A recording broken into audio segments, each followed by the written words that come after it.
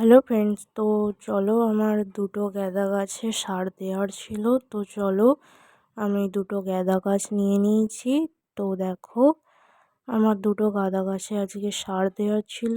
কিছু হলুদ পাতাও আছে, আমি হলুদ পাতাগুলোকে কেটে দেবো। তোমরা দেখো আমি সার নিয়ে নিয়েছি, এই সারটাই আজকে আমি দেবো। তো চলো আগে একটা গাছকে নিয়ে নিই। তো দেখো আমি একটা গাছ নিয়ে নিয়েছি আর একটা কাঁচিও নিয়ে নিয়েছি। কাঁচি দিয়ে আমি হলুদ পাতাগুলোকে কেটে নেবো। তোমরা দেখো আমি কেটে নিচ্ছি। এইভাবেও তোমরা হলুদ পাতাগুলোকে কেটে নিয়েও সার দিতে পারো, আর নাও কাটতে পারো। এবার তোমাদের মর্জি তোমরা কি করবে। আমি তো কেটে নিই সার দেওয়ার সময়।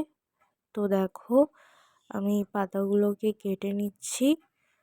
আমার সবুজ পাতাই ভালো লাগে, তো হলুদ পাতা থাকলে গাছটা ঠিক ভালো লাগে না। তো দেখো আমি কেটে নিয়েছি। এবার আমি একটা কাস্তে নিয়ে নিয়েছি, কাস্তে দিয়ে ভালো করে খুঁড়ে নেব। খুঁড়ে নিয়ে মাটিটাকে বের করে নেব। তোমরা দেখো কাস্তে দিয়ে ভালো করে মাটিটাকে আমি খুঁড়ে নিচ্ছি।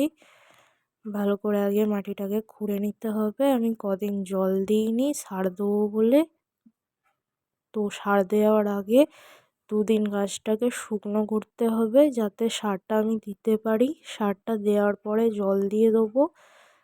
তো দেখো আমি এবার মাটিটাকে ভালো করে বের করে নিচ্ছি যাতে আমি গোড়াটাতে ভালো করে সার দিতে পারি। তোমরা দেখো আমি মাটিটাকে ভালো করে বের করে নিচ্ছি।